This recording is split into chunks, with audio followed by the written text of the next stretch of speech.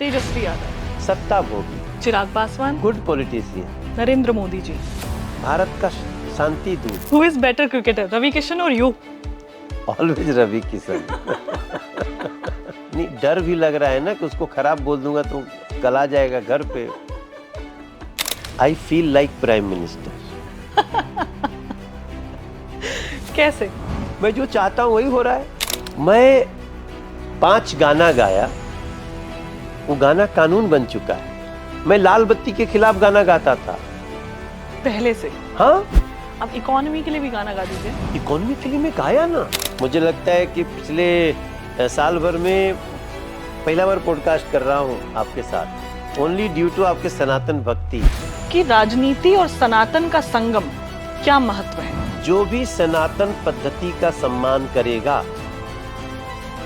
वो समाज को बहुत बड़ा उपहार देगा। हर हर Mahadev everyone, you are watching the Dauntless Damini and the girl who is on your screen right now is Damini Vashisht। आज के पॉडकास्ट की शुरुआत मैं एक पावरफुल श्लोक के साथ करना चाहूंगी। या देवी सर्वभूतेषु शक्ति रूपेण संस्थिता नमस्तस्य नमस्तस्य नमस्तस्य नमो नमः। आज इस श्लोक को बोलना आवश्यक इसीलिए भी है क्योंकि आज हमारे बीच जो शख्सियत मौजूद है जिनके साथ हम खास संवाद करेंगे वो माँ जगदम्बा के अनन्य भक्त हैं, जिनकी शुरुआत एक स्पोर्ट्स ट्रेनर के तौर पर हुई और उसके बाद सुप्रसिद्ध गायक। और गानों की सूची कोई आम नहीं, उन संख्याएं कोई आम नहीं, 100, 200, 500, 1000 नहीं, लगभग 6000 गाने आपने गाए हैं। और साथ ही साथ सिनेमा के एक सफल अभिनेता और उसके बाद भारत की राजनीति में दिल्ली में उत्तर पूर्वी सांसद के रूप में जन सेवा फिलहाल वो कर रहे हैं।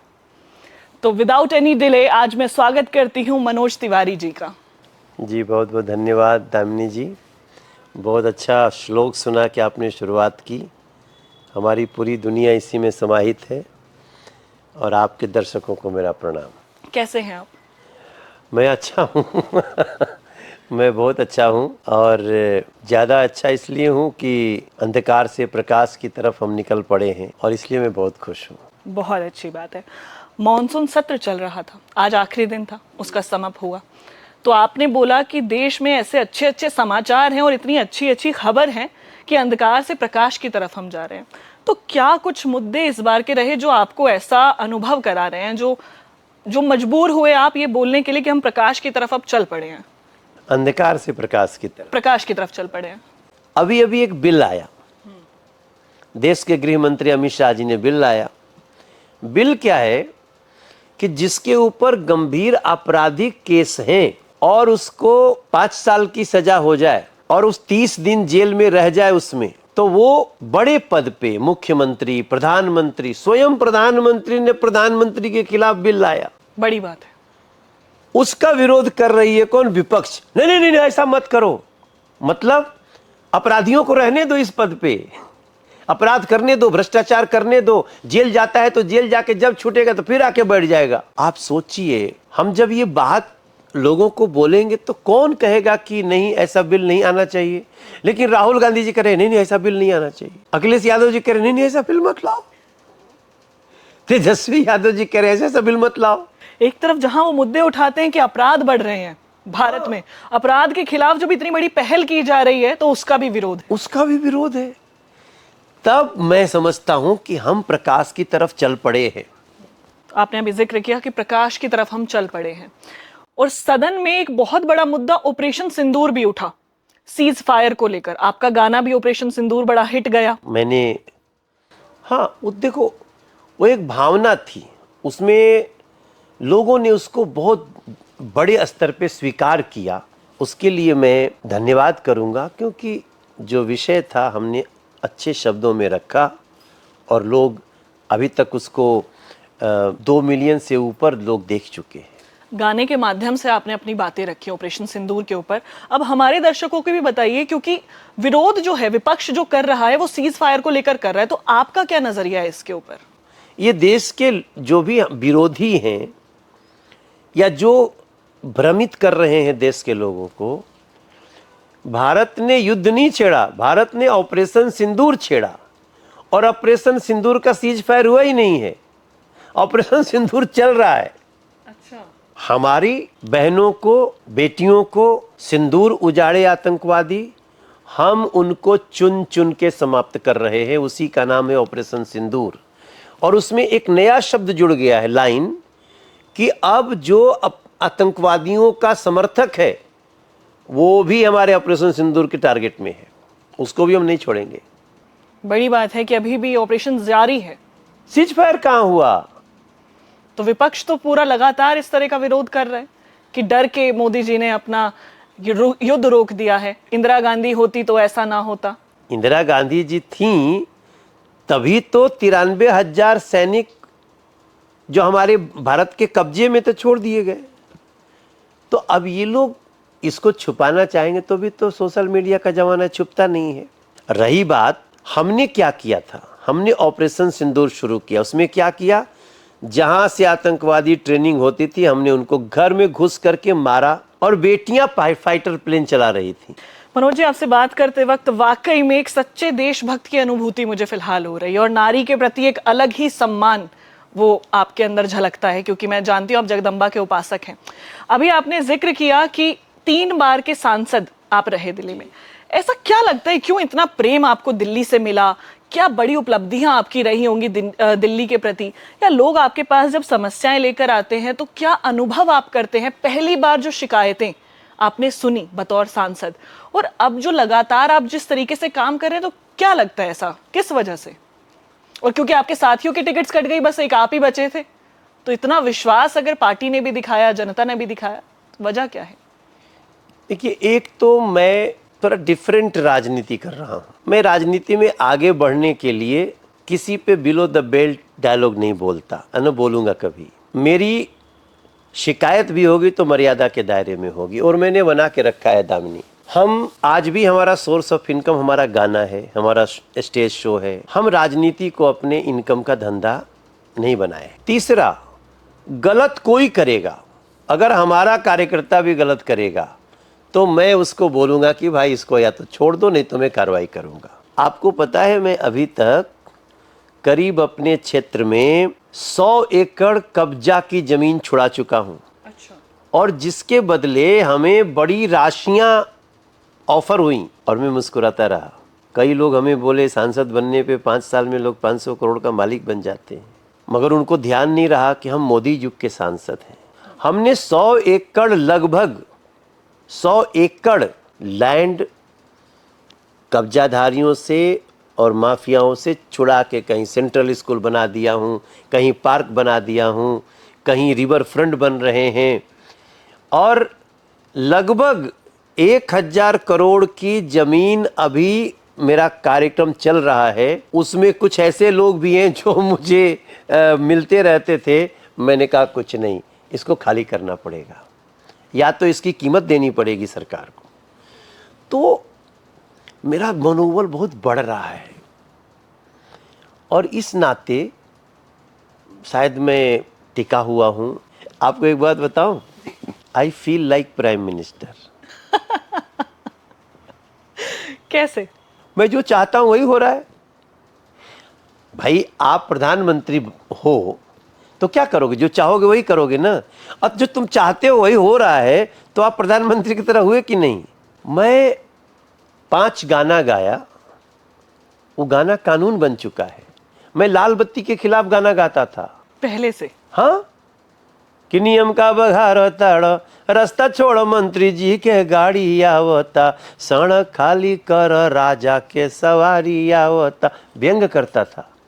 तो व्यंग का कारण क्या होता था? क्योंकि मैं परेशान था। मैं नहीं चाहता था कि इतनी लाल बत्ती होनी चाहिए सड़क पे। लाल बत्ती डराता था। लाल बत्ती लेने के लिए लोग 50 लाख 1 करोड़ रुपया दे के खरीदते थे, पद खरीदते थे, और ये था कि लाल बत्ती से आए हैं नेताजी। तो मुझे लगता था यार ये लाल बत्ती ही, ये मतलब लाल बत्ती मीन्स VIP सिस्टम। तो वाई VIP? आप भी जाओ सड़क पे ट्रैफिक में जैसे और लोग जाते हैं। तो जो टॉप 4-5 लोग हैं जिनको सिक्योर रहना बहुत आवश्यक है, उनके अलावा लोग रेगुलर चले। तो एक दिन मोदी जी ने सबका लाल बत्ती खत्म कर दिया, मेरा गाना सफल हो गया। आप प्राइम मिनिस्टर जैसा फील करने लगे? मैं गंगा की स्वच्छता के लिए गाना गाता था, नमामि गंगे मंत्रालय बन गया। अरे वाह। मैं करप्शन के खिलाफ गाना गाता था, सब हुए रुपये के खेल सेल आदमी के लगल बा। अब इकोनॉमी के लिए भी गाना गा दीजिए। इकोनॉमी के लिए मैं गाया ना, अच्छा, बहुत तरह के गाने गाता हूं मैं इकोनॉमी के लिए, ताकि हम थोड़ा अच्छे ग्रोथ पर चले जाएं। हमने इनकम टैक्स पे गाना गाया है कि देत देत टैक्स हमार फूट गईल पैक्स तो मैं टैक्स के खिलाफ गाना गाता था। और आज सोचो मुझे कितना अच्छा लगता होगा कि इस देश में 12 लाख रुपया तक टैक्स ही नहीं है। और अगर मुझे लगता है कि देश में 80% लोगों के अब टैक्स ही नहीं, खत्म कर दिए गए, क्योंकि भैया 12 लाख सालाना जिसका इनकम होने लगेगा वो तो उड़ने लगेगा। बिल्कुल। तो मेरा वो भी गाना सफल हो गया। मैं भ्रूण हत्या के खिलाफ गाना गाता था, रो रो के गाया हूं कि अगिया दहेज के कैसन तेज हो गई, बेटी जन्मावल परहेज हो गई। और मैं संसद में बैठा था जब भ्रूण हत्या के खिलाफ हमने कड़ा कानून बनाया, एंटी करप्शन कानून बनाया। तो मतलब गानों में मैनिफेस्टेशन आपकी पावरफुल है। मैं जो सोचता था मोदी जी वही सोचते हुए मिले, इसलिए तो मैं बोल रहा I feel like prime minister. तो कभी बताया ये मोदी जी को, कभी जब मुलाकात हुई? बताएंगे। देखो हम जैसा सोचते हैं आप वैसा ही इम्प्लीफाई करते चले जाते हैं। नहीं, अभी तो बहुत कुछ सोच रखे हैं, वो भी करवाना है, अभी बोलना नहीं है, होने दो। अब देखो एक छोटी सी घटना घटी। मैं अभी, मुझे लगता है कि जिस स्टेटस में मैं हूं, जिस सेलिब्रिटी स्टेटस में और सांसद भी, देश का इस स्टेटस का कोई व्यक्ति आज तक 115 किलोमीटर पैदल चल के शिव जी को जल नहीं ढारा होगा। हाँ, मैं उस पर आने वाली थी, बिल्कुल। तो जब मैं कर लिया, जय भोलेनाथ, महादेव की कृपा से वही खींच के ले गए। अब हमारे बस में नहीं था। जब हम आए तो हमको कुछ लोगों ने कहा कि प्रधानमंत्री जी को बोलो कि हम आए हैं, जाके मिल लो। तो आज मैं खुलासा कर रहा हूं आपके चैनल पे। मैं मन में सोचा कि नहीं, मैं क्यों जाऊं, मैं तो उनके लिए ही गया हूं। रास्ते में जितने लोगों ने मुझसे पूछा क्यों जा रहे हो, मैंने कहा देश की खुशी के लिए और नरेंद्र मोदी को और शक्ति मिले इसके लिए। ये मैं हर जगह बोला हूं। ये मन्नत थी आपकी? ऐसे ही बोलते, मन में यही था। तो मैं बोला कि अब हम उनके लिए मांगने गए थे, बाबा से मांग ली, इनसे बताना क्या है। लेकिन आप देखो, लौटा तो उनका फोन आ रहा है, प्रसाद लेके आओ, पत्नी के साथ आना। अरे वाह। मैं जितना खुश न जल चढ़ा के हुआ, और अभी भी मैं इमोशनल हो रहा हूं। मैं महादेव को याद करता है, क्या यार, मोदी जी बुला के प्रसाद खा रहे हैं, तो उस व्यक्ति में विश्वास कैसे नहीं बढ़ेगा मेरा। मतलब मोर देन 20 करोड़ लोग हर साल जल ढारते हैं, और देश का प्रधानमंत्री उनका प्रसाद मांग के खाता हो, उस पर न विश्वास करने का क्या कारण है।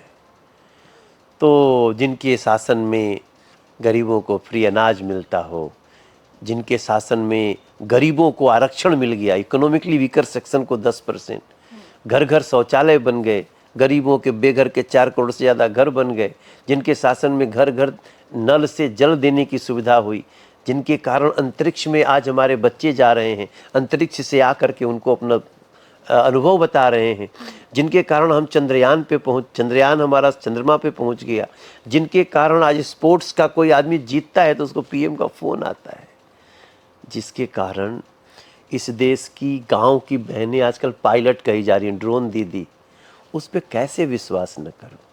तो शुरुआत हुई थी दिल्ली से, एनक्रोचमेंट के ऊपर आप काम कर रहे हैं और आप बिहार तक इस सफ़र को ले गए। बिहार ऐसा तो नहीं याद कर रहा है, या आपको बिहार की याद आ रही है? क्या आप भी राजनीति या चुनाव आ रहे हैं बिहार के, मन है वहाँ सेवा आप दे पाए? मैं तो दिल्ली में भी बिहार के ही कारण हूँ, क्योंकि बिहार के लोग बहुत अच्छी संख्या में हैं, बिहार, उत्तर प्रदेश, पूर्वी उत्तर प्रदेश, तभी तो मैं हूँ। और भी दिल्ली क्या है तो मिनी इंडिया है। तो हम अभी बिहार से अलग नहीं हैं। हाँ, यहाँ आ करके मुझे अब उत्तराखंड से, राजस्थान से, पंजाब से, हरियाणा से, राजस्थान से, छत्तीसगढ़ से, हर जगह साउथ इंडियन से आए हुए लोगों का, सब लोगों का साथ मिलता है, बंगाल से। तो ये मेरा और भी बड़ा पद हो गया।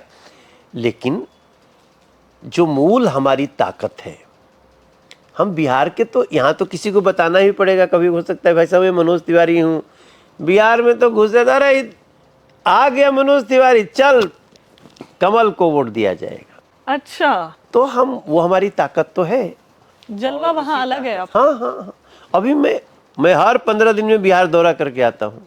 देखिए, हम लोगों ने बिहार को ना बड़ा ऐसा देखा है कि जैसे ही 20-25 हज़ार रुपया महीना कमाने लगे, कभी भी अपहरण हो सकता था, हो जाता था। हम शाम को 6-7 बजे के सूर्यास्त के बाद हम रास्ते में पैदल नहीं जा सकते थे, लूट लिए जाते थे, काट दिए जाते थे। ये दुर्दशा थी। ये दशा थी। बिहार से माइग्रेशन क्यों हुआ, मैं, जो भी दर्शक लोग हैं, हम उसी समय के हैं। हम भी जब थोड़ा सा सफल हुए तो हम निकल के दिल्ली रहने लगे, भले झुग्गी में रहे। हम फिर बॉम्बे चले गए, स्टार बन गए। हम बनारस आके रहने लगे। आप बनारस में जाइए तो पूरा शाहाबाद जिला, बक्सर, आरा, औरंगाबाद, भभुआ, सासाराम, सब लोग आके अपन घर बना के रह रहल बा। काहे खातिर? वही डर से कि वो जिंगा रहब तो मरा जाइब, कटा जाइब, छिना जाइब। हमने वो समय देखा है। और हमने वो भी समय देखा है जब एक 50 किलोमीटर जाने के लिए 5-5 घंटे का टाइम लगता था।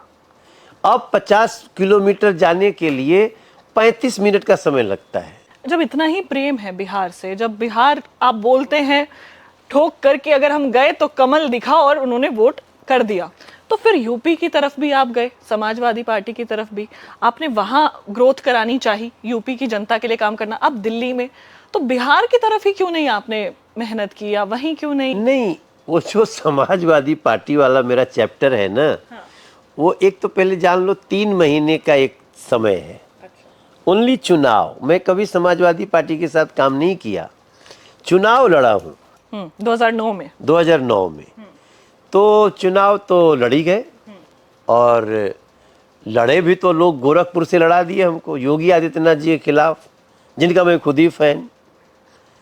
तो अमर सिंह जी अब नहीं रहे संसार में, एक उनकी ऐसी माया रची गई, मैं उसमें आ गया। लेकिन मेरा वो 3 महीने का ही समय था। उसके पहले मैं राजनीतिक पार्टी में नहीं था किसी। चुनाव लड़ा, चुनाव हार भी गया, लेकिन उसने सिखाया बहुत उस 3 महीने ने। उस 3 महीने में मैं नहीं समझता ना, लोगों का दुख दर्द, अपनी सुविधा पाने की ललक, जो परेशानियां उनकी, तो उसने हमें प्रेरित किया कि यार तुम्हें इस तरफ सोचना चाहिए गंभीरता से। वही मैं सोचा हूँ 2012 में, जब मैं नरेंद्र मोदी जी को गुजरात के मुख्यमंत्री के रूप में काम करते देखा। तो आपकी विचारधारा बीजेपी के साथ सटीक बैठी? नहीं, हम तो एबीवीपी वाले हैं। हम अपने काशी हिंदू विश्वविद्यालय में अखिल भारतीय विद्यार्थी परिषद के बहुत महत्वपूर्ण सदस्य थे। 2 अध्यक्ष बनाए हमने, देवानंद सिंह जी, सच्चिदानंद त्रिपाठी जी, और पूरा वो कांग्रेस के जो NSCI के लोग थे, उसमें मेरे परिचित लोग थे। आज भी मैं उनका आदर करता हूँ, लेकिन मैंने उनका साथ नहीं दिया। वो थोड़ा ब्राह्मण जाति से होते थे, तो ये ब्राह्मणत्व भी दिखाते थे कि देखो तुम ब्राह्मण हो गए, तुम ऐसा। हम के नहीं, कास्ट का दुरुपयोग वोट के लिए नहीं होना चाहिए। बिल्कुल। आजकल तो ये ट्रेंड चल गया है कि सनातनी अगर कोई है, धार्मिक कोई है, तो ये जातिवादिता फैला रहे हैं, या फिर ये वोट बैंक की एक राजनीति हो गई है। वोट बैंक की राजनीति नहीं होनी चाहिए। हाँ। हर आदमी अपने जिस भी कास्ट में पैदा हुआ है उसको सम्मान होना चाहिए। उस अपने देश का, अपनी जाति का, अपने राज्य का, अपने भाषा का गर्व आपको होगा, तभी आप अपने राष्ट्र का गौरव करेंगे। लेकिन वोट के लिए इसका डिवाइडेशन कितना खतरनाक हो सकता है, ये हमारा पूरा मेडिवल इतिहास भरा पड़ा है, हमारा आधुनिक भारत का इतिहास भरा पड़ा है। कैसे लोगों ने जातियों में बांट करके और लोगों के लिए काम करना ही छोड़ दिया।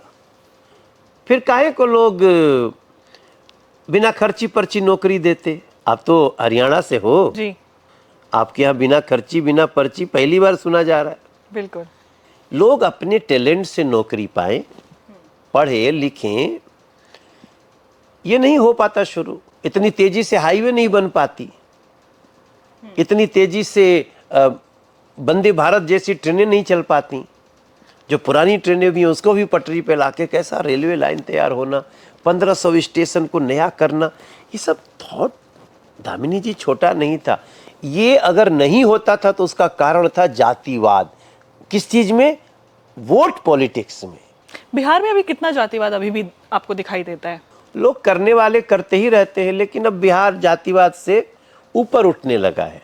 अब कोई भी कास्ट सिर्फ कास्ट के नाम पे वोट नहीं देती, वरना 20 साल से एनडीए की सरकार थोड़ी होती। अब कास्ट से पहले लोगों को राष्ट्र की ध्यान आ रहे हैं, और जैसे ही हमारे कास्ट पे राष्ट्र हावी होगा, पहले लोग सोचते थे चलो केंद्र में बना दिया ना मोदी जी को, राज्य किसी के पास रहे। अरे भैया, केंद्र में जब डिसीजन लेगा केंद्र, तो राज्यसभा को भी देना पड़ेगा सपोर्ट, और राज्यसभा राज्य से आती है। राज्यों से कितने सांसद राज्यसभा के बनेंगे वो विधायक तय करते हैं। तो जब तक दोनों राज्यसभा लोकसभा दोनों नहीं सम्मिलित रहेगी, तो हम कैसे 370 हटा पाते कश्मीर से? हम कैसे 3 तलाक जैसी कुप्रथा हटा पाते? हम कैसे अभी घोर आपराधिक केस में फंसे हुए लोगों को पद पे नहीं रहने का कानून ला पाते? ऑनलाइन गेमिंग के खिलाफ हमने न्यू कानून बना दिया। कितने लोग सुसाइड कर ले रहे हैं। दामिनी जी, मैं आपके शो में बताऊं, अभी 4 दिन पहले हमने एक ऐसा कानून पास किया है कि अब ऑनलाइन गेमिंग, सट्टा, इसको करने वालों के खिलाफ बहुत तगड़ा कानून बना दिया है। ये आपके शो से मैं लोगों को बताना चाहता हूँ। और क्या रहेगा उस कानून में? भारी सजा है उनको जो लोग इस तरह का कार्य करेंगे। पहले कानून नहीं था, अब हमने कानून बना दिया। मोदी जी भी काफी जो कंटेंट क्रिएटर्स हैं उनको सपोर्ट करते हैं, तो कुछ वो जो कंटेंट क्रिएटर्स हैं वो उचित नहीं होते या पीछे दिखाने के लिए कुछ और काम करते हैं, पीछे उनका कुछ और रहता है, तो इस तरीके से भी जांच होनी चाहिए, ये आपको लगता है? वो तो ऑलरेडी चलता है। कंटेंट किसी का अगर वो समाज को नुकसान पहुंचाने वाला है तो उसके लिए कानून पर्याप्त है, उसको सजा होती है। कई ऐसे कंटेंट को डिलीट किया जाता है, हटाया जाता है, ऐसा कानून है। लोगों को जिसको भी लगे कि ये कंटेंट देश के लिए लॉफुली नहीं है, या आपको लॉ की जानकारी नहीं है, फिर लगता हो कि ये आपत्तिजनक है, तो उसको रिपोर्ट करिए। रिपोर्ट करने के बाद हम उसके लिए पर्याप्त कानून है। ई स्पोर्ट्स को सपोर्ट करने वाला हमने कानून बनाया। आजकल ई स्पोर्ट्स आता है ना, ई स्पोर्ट्स के लिए बहुत, उसके फेवर का बहुत बड़ा कानून बना है। युवाओं के लिए बहुत बड़ा एक उपहार है हमारी नरेंद्र मोदी से। बहुत अच्छी पहल है ये, बहुत अच्छी पहल है, इससे बहुत सुधार होगा समाज में भी। और आजकल इन सारी चीजों को लोगों में जाना चाहिए।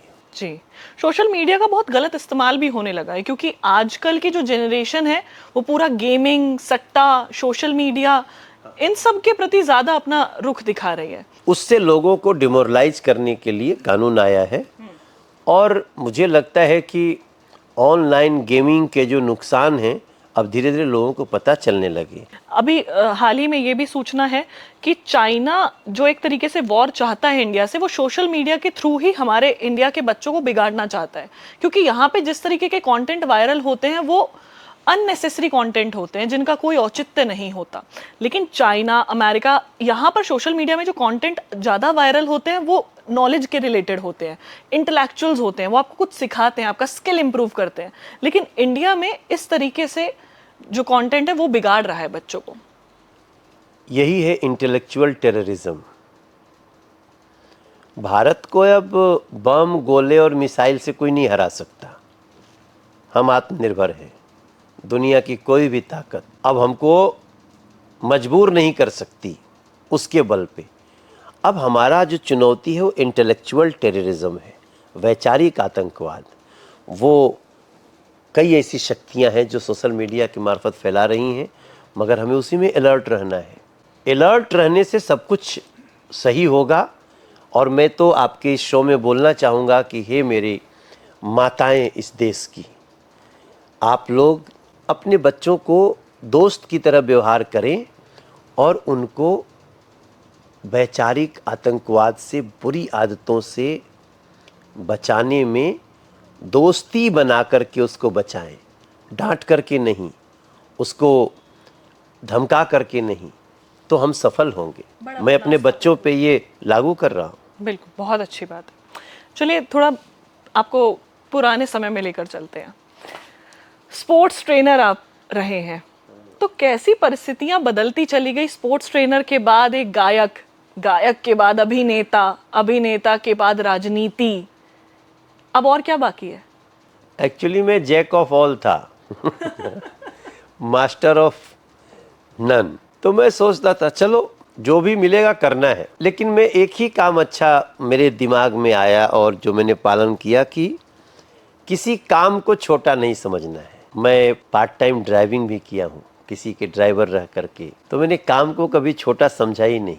मैंने ठान लिया था घर से पैसा नहीं लेना और किसी के आगे हाथ नहीं फैलाना है। आपको तो ट्रेनर का तो पता है, आपको मैं बीपीएड एमपीएड हूँ, bachelor of physical education, master of physical education.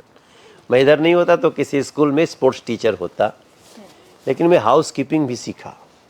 मैं सफाई बहुत अच्छा करता हूँ। ये जो घर में जो भी आप देख रहे हो ना, ये मेरा किया हुआ है।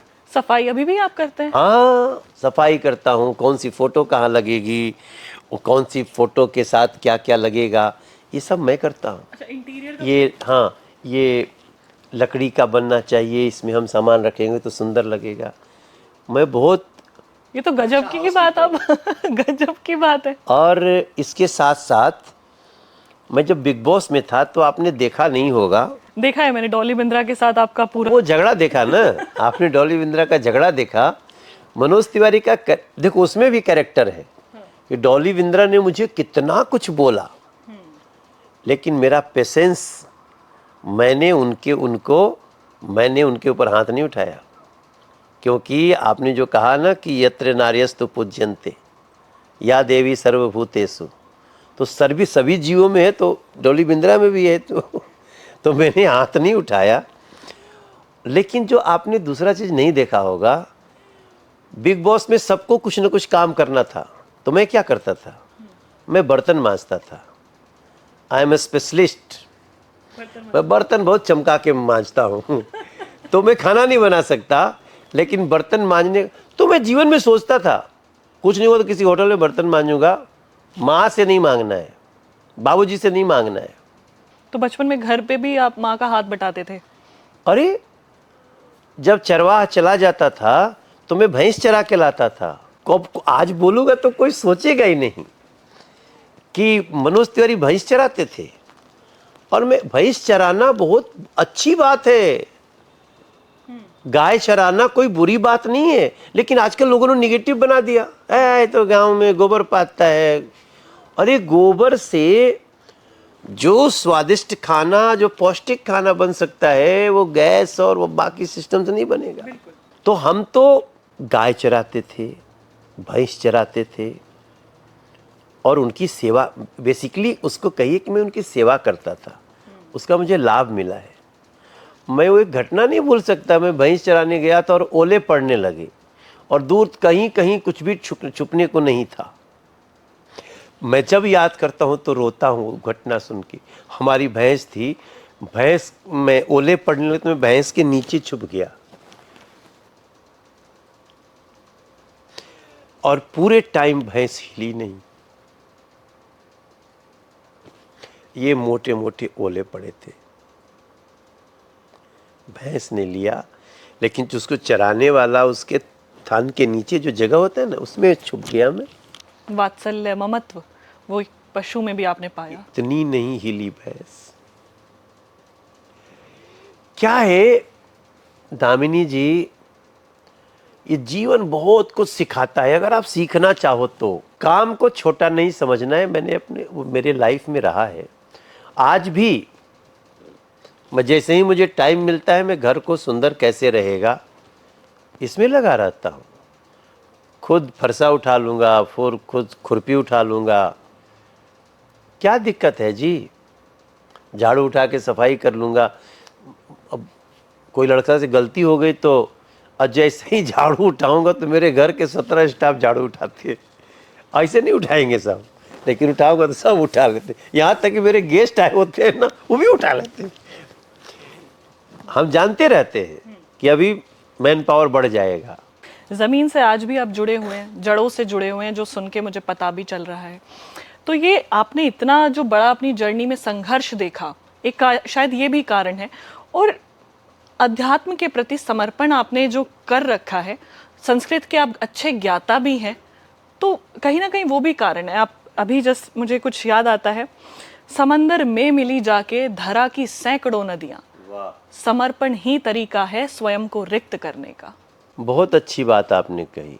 आप तो अभी अभी मुझे पता है आपने बहुत त्रिशूल यात्रा और वो उस यात्रा को बहुत लीड करते हुए मैनेज कर रही थी। देखो आध्यात्मिकता क्या है, मैं एक लाइन में समझना और समझाना चाहता हूँ कि क्या लेके आए हो और क्या लेके जाओगे। जब ये सत्य है फिर कुछ ऐसा करो ना ताकि अपने को शीशे में देखो तो लगे यार दुनिया को छोड़, मैंने अपने से न्याय किया है। मैं इसी को अध्यात्म मानता हूँ। हमने एक भोजपुरी में गीत गाया है कि माई हमार पढ़ल नहीं खे। मेरी माँ पढ़ी लिखी नहीं है, निरक्षर है, लेकिन शिक्षित है। ये होना जरूरी है। माई हमार पढ़ल नहीं खे, लेकिन हमके रोजे सिखावे ले। पाप काह पुण्य काह हमके बतावे ले। वो हमें बताती है पाप क्या है, पुण्य क्या है। कर्ज लेना है तो देना है, चोरी घटियाई ईर्ष्या सब पाप है। तो किसी का दिल दुखाना, किसी से धोखा देना, धोखा करना, ये तो स्कूल हमको सिखाया ही नहीं, माँ सिखाई। इसलिए तो मैं माँ लोगों से प्रार्थना कर रहा हूँ। पिता की अपनी जिम्मेदारी है। हमें ये भाव भी रखना चाहिए कि अगर घर में बच्चों को चप्पल पहनने को मिलता है तो उसके लिए कितने चप्पल टूटे होते हैं पिता के। तो माँ बच्चों को इस अध्यात्म के, अध्यात्म मतलब ये मत समझिए कोई मुस्लिम भाई हो तो कहे कि अध्यात्म की, अध्यात्म मुस्लिम को भी चाहिए, ईसाई को भी चाहिए, हर धर्म के लोग, मनुष्य को अध्यात्म चाहिए। और अध्यात्म ये है कि हमें ऊपर वाले से डरना है, अहंकार नहीं करना है, हमें मर्यादा का पालन करना है। समर्पण, समर्पण उसी में है, वही समर्पण है। कर दे समर्पण चरणों में जो, हरदम उसके साथ है वो। क्या बात है। ये समर्पण ही अध्यात्म है। अपने कर्तव्य के प्रति समर्पण, अपने फर्ज के प्रति समर्पण, लेकिन अभी लोग अधिकार के प्रति समर्पित तो अभी आपने बताया आपकी माँ आपके जीवन में एक बहुत बड़े गुरु का भी काम किया। बहुत ऐसी कोई राह रही, कोई दिशा रही जब माँ के अलावा भी चित्त का आकर्षण किसी से हुआ? एक होता है सामान्य, आप किसी से भेंट हुई, सामान्य आप मिले, एक कोई ऐसा क्षण जब किसी से मिलके आपका चित्त एकदम समर्पित हो गया। ऐसा बहुत बार होता है। इसलिए तो हमारे जो बागेश्वर वाले गुरुजी हैं ना, धीरेन्द्र शास्त्री जी, वो कोई उनका पॉडकास्ट कर रहा था तो मेरे बारे में पूछा, तो उन्होंने बोला कि मुझे बहुत हंसा भी। हमने कहा कि, तो उन्होंने कहा कि देश में कोई ऐसा गुरु नहीं है जो न कहे कि मनोज हमारे बहुत प्रिय हैं। तो वो तो गुरु की बात की है। मैं तो बोलता हूँ ना कि इस देश में जो भी व्यक्ति हम जिनसे हम मिले और मुझे लगा अरे यार बड़ा अच्छा है, तो मेरा उनसे संबंध अच्छा हो गया। कई आध्यात्मिक गुरु हैं, कई संगीत के गुरु हैं, कई संगीत के छात्र हैं, उनसे मेरा चित्त लग जाता है, यार ये कितना शिद्दत से सीख रहा है। कई हमारे कार्यकर्ता हैं, उनसे मेरा मन लग जाता है। तो हमने लगभग 98 फिल्में की हैं, कई हीरोइन से अपना चित्त लगा है, मैंने चित्त लगने को सकारात्मक तरीके से कि कितने अच्छे अच्छे दक्ष लोग थे और वो काम करते हुए जैसे मुझे कभी कभी कुछ नहीं तो चुपचाप हमें समझाते थे कि मनोज जी यहाँ ये कर सकते हैं। मैंने कहा यार ये अपना रोल के ज्यादा हमारा कैसे अच्छा होगा ये भी चिंता कर रहे हैं। तो चित्त तो इसमें नाम एकाक बताऊं तो ठीक नहीं रहेगा, ऐसे काफी आपके जीवन में क्षण। आप तो आज हमारा पॉडकास्ट कर रहे हो, मेरा मन कितना खुश हुआ आप लोगों की टीम से। तो चलिए बिहार की राजनीति पर फिर से आते हैं। बिहार में आपको कौन ऐसा लगता है, निष्पक्ष तरीके से आप बताएंगे, जिसकी विचारधारा बिहार के उज्जवल भविष्य के लिए आपको सही लगती है बीजेपी के अलावा? देखिए इसमें कोई दो राय नहीं है कि एनडीए बेस्ट है बिहार के लिए, क्योंकि बाकी जो नेता हैं इन लोगों को बिहार की खुशहाली का बहुत समय मिला। जैसे लालू जी और उनके परिवार को 15 साल लगातार मिला और वो 15 साल बिहार की दुर्दशा का सबसे बड़ा कारण है। उनके पहले कांग्रेस को भी मिला, बट कांग्रेस का जिस तरह का शासन रहा है, कांग्रेस कभी भी समाज के लिए नहीं काम करी। कांग्रेस का पहला हित स्व था, स्वहित, बाद में पार्टी हित और थर्ड में देश हित, राज्य हित। और जितनी कहानियां आप सुन लीजिए, अभी आपने सुना होगा सिंधु नदी समझौता कि नेहरू जी 80% पानी भारत का पाकिस्तान को दे के आ गए। What's your views on Prashant Kishor? What about him? Prashant ji के बारे में मेरा व्यू ऐसा है कि वो एक बिजनेसमैन है, ही इज टोटली बिजनेसमैन है। वो बिजनेसमैन भी अच्छा ही होता है, कोई खराब शब्द नहीं है, लेकिन उनको अपने सेवा के बदले पैसे चाहिए। तो बिहार की प्रगति के पीछे उनका बिजनेस माइंडसेट ही है। बिहार की प्रगति में प्रशांत किशोर जी का तो सब निगेटिव रोल है ना। प्रशांत किशोर जी आज से तो है नहीं, वो जब 2014 में पहले वो भाजपा के लिए स्ट्रेटजी बनाते थे तो वो कहते थे पैसा दो मैं किसी की स्ट्रेटजी अच्छी बना दूंगा। ऐसा तो है नहीं कि वो खाली भाजपा के साथ लगे रहते, तो हम बोलते कि भाई हम भाजपा के साथ थे लेकिन अब भाजपा ठीक नहीं कर रही है, मैं अपनी स्ट्रेटजी बनाऊंगा। लेकिन आप तो फिर कांग्रेस की भी स्ट्रेटजी बनाए। तो जिसका देवता पैसा हो उससे लोकतंत्र में आप उम्मीद नहीं कर सकते, मेरा ये भावना है। यात्रा भी वो कर रहे हैं, लोग उनके साथ भी बड़े हुजूम के साथ मैंने क्या कहा, स्ट्रेटजी तो बढ़िया बनाते हैं, माने लोक लुभावन बनाएंगे।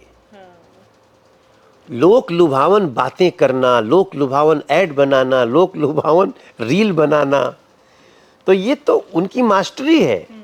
चलिए फर्ज कीजिए फॉर एन इंस्टेंस आप बिहार के सीएम बन गए, सबसे पहला और बड़ा कदम बिहार के लिए क्या करेंगे? नहीं, ऐसा चीज हमसे पूछते ही क्यों जो मैं सोच ही नहीं रहा हूँ। आप फिर भी आप अगर उम्मीद हम करें कि आप सीएम की सीट पर बैठ गए हैं, बिहार के लिए, बिहार की जनता के लिए ऐसा क्या बड़ा फैसला होगा या क्या बड़ा कदम आप अपने माइंड में रखते हैं कि बिहार, मेरे बिहार वालों के लिए ये सबसे पहले सुधार होना चाहिए? नहीं, हम तो ऑलरेडी सीएम है भाई, हमारा ही सीएम है ना, तो फिर पहले तो आपको मैं तो पीएम जैसा फील कर रहा हूँ।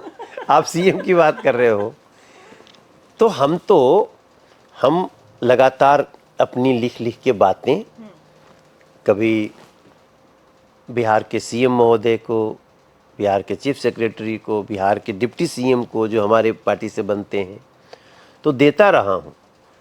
दीघा पुल जब बना तो हम लोग भी तो चाहते थे ना कि भाई छपरा सिवान जाने में कितना टाइम लगता है, पहले लगता था 5 घंटा, अब लगता है 2 घंटा। आप बोल रहे हैं आपकी सरकार अभी भी वहां है? हम लोगों की मिल कोशिश जो थी बिहार में कि पहले तो बिहार के लोग को सुरक्षित महसूस हो। लेकिन अपराध तो बढ़ रहे हैं। अपराध चुनाव के टाइम में कुछ अपराध दिखाए गए हैं, लेकिन ये भी आप देखिए दामिनी जी, आप खुद सोचिए कि जब 5 साल तक कोई अपराध नहीं हो रहा था तो अचानक चुनाव के टाइम कैसे अपराध होने लगा, जो भी 2-4 रिपोर्ट हुई है। पहले तो टाइमिंग पे सवाल उठता है। तो ये स्ट्रेटजी है विपक्ष की। उन लोगों ने अपराध करवाए, लेकिन उसके बाद भी जो कार्रवाई हुई है उसमें सभी पकड़े गए हैं, सबके ऊपर कड़ी कार्रवाई, किसी की खैर नहीं। क्या लगता है कौन हो सकता है इस षड्यंत्र के पीछे? ये जो विपक्ष है उसकी स्ट्रेटजी है कि इस समय ऐसा ऐसा करके 2-4 केस को दिखाया जाए। और देखो, केस होगा तो मीडिया तो दिखाएगी, लेकिन हमने उस पर बहुत तेजी से अंकुश लगाया। ये हमारी सरकार बिहार की नहीं सोच पा रही थी कि ऐसा भी हो सकता है, लेकिन जैसे ही अलर्ट हुए सब कंट्रोल है। आपकी सरकार है, वहाँ खगड़िया में बाढ़ का मुद्दा बहुत बड़ा है। आज भी पॉलिथीन के नीचे लोगों को सहारा लेना पड़ रहा है, प्लास्टिक के बैग्स के नीचे। तो वो क्यों नहीं बदलाव हो पाया? क्योंकि अभी विश्वास अगर कोई जताए जनता बिहार की, तो वो क्या देखकर अब? इसमें कोई दो राय नहीं है कि बाढ़ से खगड़िया की बात आप कर रही हो, आप लोगों को नुकसान हुआ है, मगर इससे कितना नुकसान होता था पहले, जब कोसी पे पुल नहीं था, कोसी के पानी को हम नियंत्रित नहीं करते थे। हमें याद है, हम प्रकाश झा जी जा जाके सुपौल में, कहाँ में 2-2 महीने का, 3-3 महीने का कैंप लगता था। दामिनी जी, हमारे बिहार की बनावट ऐसी है कि 2-3 नदियों से हमको बहुत नुकसान होता है, मगर अब उस नुकसान को हमने बहुत कम कर लिया है। तो अब तक तो डैम बन जाने चाहिए थे मनोज जी। नहीं, बहुत सारे बने हैं, बहुत सारी। कोसी का पुल जिस तरह से बन के तैयार हुआ, वो आप वहां अगर ग्राउंड पे देखोगे आप उसको, मैं तो भी होके आया, तो वो डैम से भी बड़ा काम हम लोग वहां किए हैं। लेकिन ये सही है कि जब बारिश हो रही है, बाढ़ आ रहा है, तो 100% अभी उसको नहीं कर पाए हैं। लेकिन मुझे लगता है जिस तरह से हम आगे बढ़ रहे हैं, अगले 5 साल में इन सारी समस्याओं को बहुत मिनिमाइज कर लिया जाएगा, ऐसा विश्वास रखिए। और लोग भी वहां जानते हैं। बहुत अच्छी बात है। चलिए, आशा करेंगे हम भी कि जल्दी समाधान हो जाए। आपका एक चैनल है मृदुल मंथन, जी, आध्यात्मिक सनातन, खुद सनातनी है, सनातन के प्रति जो अपनी आस्था रखते हैं उनको आप बढ़ाते हैं। तो ये कैसे मोड़ आया फिर मृदुल मंथन का, कैसे शुरुआत हुई इसकी? नहीं, जैसे हमसे आप सवाल कर रहे हो तो पॉलिटिकल सवाल भी है, ये है, 50 है। हम सिर्फ सनातन और अध्यात्म पे कुछ लोगों से बात करते हैं। और मैं तो आपसे ही बोला था, आपसे भी बात करनी है, क्योंकि जब आप लोग त्रिशूल यात्रा करके आए, तो जो सनातन के लिए कुछ कर रहा है, या जो सनातन का बहुत बड़ा व्यक्ति है, अभी हमने पूज्य रामभद्राचार्य गुरु जी का अभी किया हूँ, जल्दी ही लोग उसको देखेंगे। आशुतोष राणा जी का किया, वो लोग राम, बहुत प्यारा। हाँ राम, वो तो हमारे राम कर रहे हैं। तो ऐसे हमारी और भी, हाँ, लेकिन हम अध्यात्म, सनातन, युवा, देश का सनातन से संबंध, हम इसी पे बात कर रहे हैं। हमारी पॉलिटिकल उसमें बात नहीं करते हैं। कैसे फिर वो, कैसे एक मोमेंट आया कि राजनीति के साथ अब? अच्छा, ये बात बड़ी अच्छी बात आपने कही। मैं समझता हूं कि मेरा भी तो कुछ फर्ज है। तो मनोज तिवारी का पॉडकास्ट करने के लिए बहुत लोग कहते हैं, तो हमसे सिर्फ सनातन में बात नहीं करते हैं। तो मुझे लगा मुझे ये करना चाहिए। जितने बड़े पॉडकास्टर हैं, वो अपना चैनल चलाने के लिए कुछ भी सवाल कर देते हैं, बुरा नहीं मानना। तो हमारा वो चले न चले, लेकिन हम सनातन पे, मेरे जो कुछ प्रश्न होते हैं वो मैं लोगों तक ले जाता हूँ, लोगों को अच्छा लग रहा है। नहीं, मैं बुरा नहीं मानूंगी, क्योंकि कुछ भी सवाल नहीं किए मैंने, अच्छे किए हैं। नहीं, आप तो बहुत अच्छे कर रहे हो। आपका तो मन जो है ना, वो संत वाला है। आप एक यंग गर्ल हो, लेकिन आज युवाओं में सनातन ज्यादा असर कर रहा है। बिल्कुल। They are coming closer to Sanatan Dharma. तो इसका वो आप में भी दिखा मुझे, वरना आप 12 ज्योतिर्लिंगों तक आप लोग ट्रक पे जा रहे हो, कौन दूसरा करेगा दामिनी जी। तो इस नाते में आजकल मैं किसी का पॉडकास्ट नहीं कर रहा हूँ। मैं मुझे लगता है कि पिछले साल भर में पहला बार पॉडकास्ट कर रहा हूँ आपके साथ। ओनली ड्यू टू आपके सनातन भक्ति। अरे वाह, वो उसको समझने के बाद कहे नहीं, हमें दामिनी से बात करेंगे। धन्यवाद, बहुत बहुत आपका धन्यवाद। तो अब ये बताइए कि राजनीति और सनातन का संगम क्या महत्व है, या विज्ञान और सनातन का संगम युवाओं के लिए कितना महत्व है? जो भी सनातन पद्धति का सम्मान करेगा वो समाज को बहुत बड़ा उपहार देगा। अगर कोई व्यक्ति सनातनी है तो स्वयं में समाज के लिए उपहार है, क्योंकि सनातन धर्मा जो है ना, वो अपने आप में कितनी खूबसूरती लिए हुए, परोपकार, करुणा, दया, सहयोग, विश्व बंधुत्व, वसुधैव कुटुंबकम, यत्र नार्यस्तु पूज्यन्ते, नारियों की पूजा, सम्मान, इससे बड़ा चाहिए क्या? सारे मैसेजेस हैं सनातन में। और सब में भाई सनातन का ही, जैन धर्म भी सनातन का एक धर्म है, तो अहिंसा, सत्य, अपरिग्रह, तो ये सब बौद्ध हैं, सिखिज्म है, आपका जैनिज्म है, ये सब हमारे जो जितने बाबा साहब भीमराव अंबेडकर के रास्ते हैं, गुरु रविदास जी के रास्ते हैं, वाल्मीकि जी के रास्ते हैं, तो ये सब क्या है? ये सब सनातन धर्म के रास्ते हैं। एक गुजराती में भी कहावत है, मैंने विज्ञान का भी आपसे पूछा, धर्म बिना विज्ञान आंगर छे, विज्ञान बिना धर्म नांगर छे। तो दोनों ही एक दूसरे के पूरक हैं। जैसे कि हमें बताया जाता है कि तुलसी को पूजो, सुबह भोर में उठो, सूरज को अर्घ दो, पीपल को पूजो। इन सब के पीछे आप साइंस देखिए। तुलसी ओजोन लेयर की उत्पत्ति करती है, सुबह सुबह विटामिन डी मिलता है, सिर्फ सुबह, पूरा दिन नहीं, सुबह। पीपल में दिन और रात ऑक्सीजन आता है, इसीलिए बोला जाता है कि पूजो। तो इन सब के पीछे विज्ञान भी है। आज वही आयुर्वेद को कई विदेशी शक्तियों ने अपने हिसाब से दवाइयां बना दी। गोली आपको दिखेगी कि तो एलोपैथिक है, लेकिन उसमें जो पदार्थ है वो आयुर्वेदिक है। तो भारत ऐसे ही विश्व गुरु नहीं रहा है और फिर बनेगा। तो ये तो जितना चीजें हम समझ पा रहे हैं, इसी के बल पे तो हमारे पूर्वज 500-500 साल, 1000-1000 साल, 10,000 साल जीते थे। फिर से वो समय आए, उसके लिए हमारी कोशिश जारी है। चलिए, इस पॉडकास्ट की शुरुआत एक रैपिड फायर राउंड के साथ करूंगी मैं। इस पॉडकास्ट का अंत, शुरुआत बोल दिया आपने। अच्छा, अंत इस podcast का अंत। हम घबरा गए कभी शुरू होगा। नहीं नहीं, ठीक है। तो एक एक वर्ड मैं बोलूंगी, उनके लिए एक एक वर्ड आपको डेडिकेट करना है। एक एक वर्ड के लिए क्या डेडिकेट कर? एक शख्सियत का भी फिलहाल मैं अच्छा। ना, हाँ हाँ, तेजस्वी यादव। अच्छा, ये वाला कर रहे हो आप? अरे बाप रे बाप। हाँ, अब फिर से पूछो, मैं थोड़ा सा अपना ला दूं, ठीक ना? एक लाइन में बोल सकता हूँ ना? एक वर्ड, एक वर्ड में बहुत तेजस्वी यादव। नाइंसाफी हो जाएगी अगर हम एक वर्ड में बोलेंगे। सत्ता भोगी, तेज प्रताप,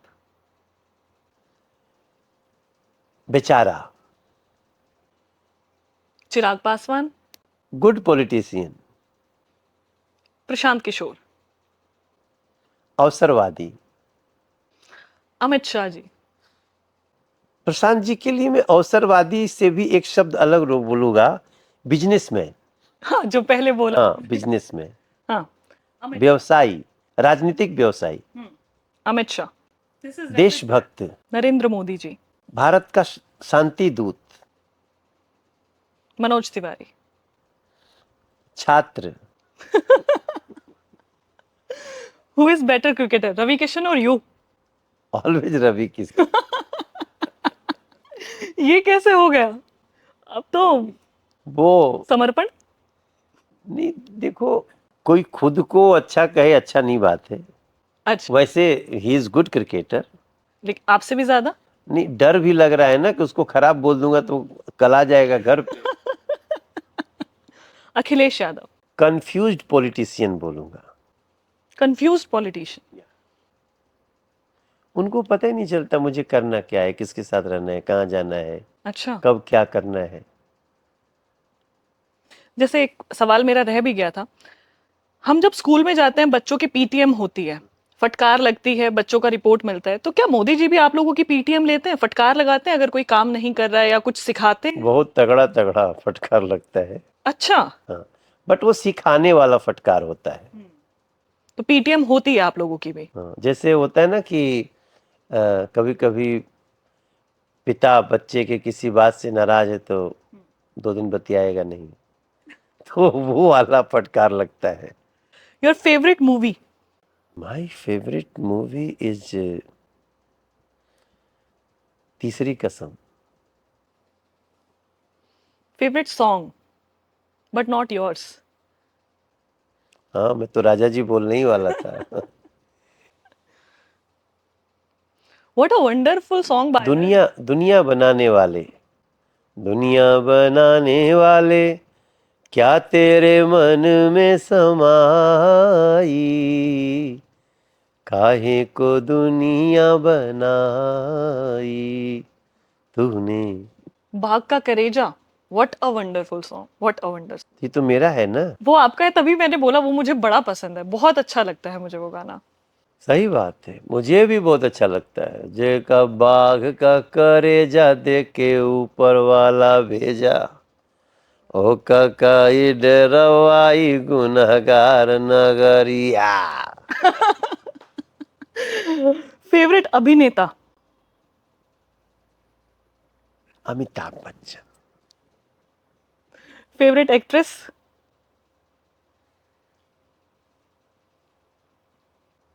ऐश्वर्या।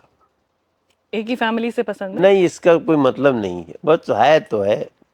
Favourite comedian? राजपाल यादव।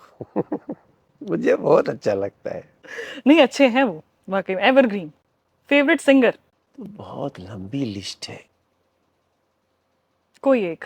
मुकेश जी। राजनीति में आदर्श कौन है? नरेंद्र मोदी। अगर एक दिन की छुट्टी मिले तो उसे कहाँ बिताना चाहेंगे? माँ के पास, बनारस या गांव में। Favourite food? दाल भात चोखा हम्म। सरसों तेल के साथ। चलिए, बहुत बहुत धन्यवाद मनोज जी आपका हमारे साथ पॉडकास्ट में जुड़ने के लिए। Thank you. मैं चाहूंगी इस पॉडकास्ट का अंत जो है वो आपके एक मंत्र के साथ हो, आपका कोई भी एक मंत्र जो आप दिन रात जपते हैं या आपके दिल के करीब है। सर्वमंगल मांगल्ये शिवे सर्वार्थ साधिके, शरण्ये त्र्यंबके गौरी नारायणी नमोस्तुते। बहुत अद्भुत। आपके आशीर्वाद के लिए, आपके समय देने के लिए बहुत बहुत धन्यवाद। ये पॉडकास्ट एक सबसे ज्यादा यादगार पॉडकास्ट में से रहेगा। नहीं, मेरे लिए भी बहुत अच्छे अच्छे प्रश्न आपने किए और मुझे पता नहीं चला कब 1.25 घंटा 1.5 घंटा बीत गया। बहुत सकारात्मक ऊर्जा आपसे मिलती है मुझे जब भी मैं आपका आशीर्वाद लेती हूँ। खूब अच्छा करो आप, मेरा बहुत आशीर्वाद है। तो ये थे हमारे साथ मनोज तिवारी जी जिन्हें आपने सुना। अब मिलते हैं अगले पॉडकास्ट में। मैं थी आपके साथ दामिनी वशिष्ठ।